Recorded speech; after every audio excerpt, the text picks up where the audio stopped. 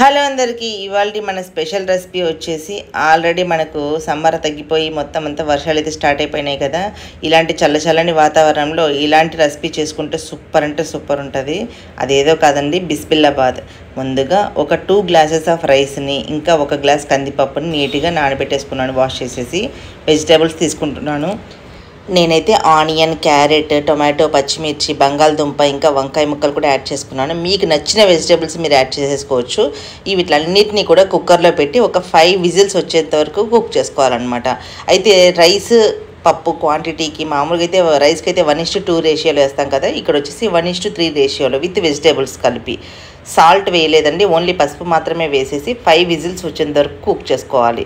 చూసినా కదండి, ఇలాగ మొత్తం అంతా ప్రెజర్ అంతా పోయిన తర్వాత చెక్ చేసుకుంటే ఇలాగ పప్పు, రైస్ ఇంకా విత్ వెజిటేబుల్స్ తోటి బాగా అంతా కుక్ అయిపోయిందనమాట. ఇది బౌల్ సరిపోదని చెప్పేసి నేను ఇంకో పెద్ద గిన్నెలో అయితే ట్రాన్స్ఫర్ చేసుకున్నాను. ఈలోగా మనం పోపు పెట్టేసుకుందాం.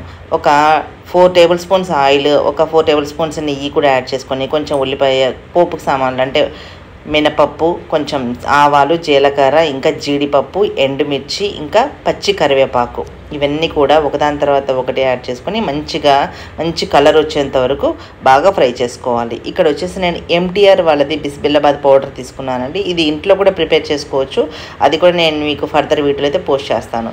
2 గ్లాసెస్ రైస్, 1 గ్లాస్ కందిపప్పు ఇంకా వెజిటేబుల్స్కి నేను వచ్చేసి 5 to 6 టేబుల్ స్పూన్స్ వచ్చేసి ఈ బిస్బిల్లాబాద్ పౌడర్, ఇంకా 2 టేబుల్ స్పూన్స్ వచ్చేసి సాల్ట్, సరిపడినంత చింతపండు గుజ్జు, ఇదంతా కూడా యాడ్ చేసుకోవాలి. జస్ట్ ఈ ఆయిల్లో ఈ మనం వేసుకున్న పౌడర్ ఏదైతే ఉందో అది జస్ట్ కాస్త ఫ్రై అయిన తర్వాత ఈ చింతపండు గుజ్జు కూడా యాడ్ చేసుకొని ఒక మరగనివ్వాలన్నమాట. ఆ తర్వాత మనం ముందుగానే కుక్ చేసుకున్న రైస్ ఏదైతే ఉందో అదంతా ఒక పెద్ద బౌల్లో షిఫ్ట్ చేసుకొని అంతా బాగా మ్యాష్ చేసేసుకోవాలి.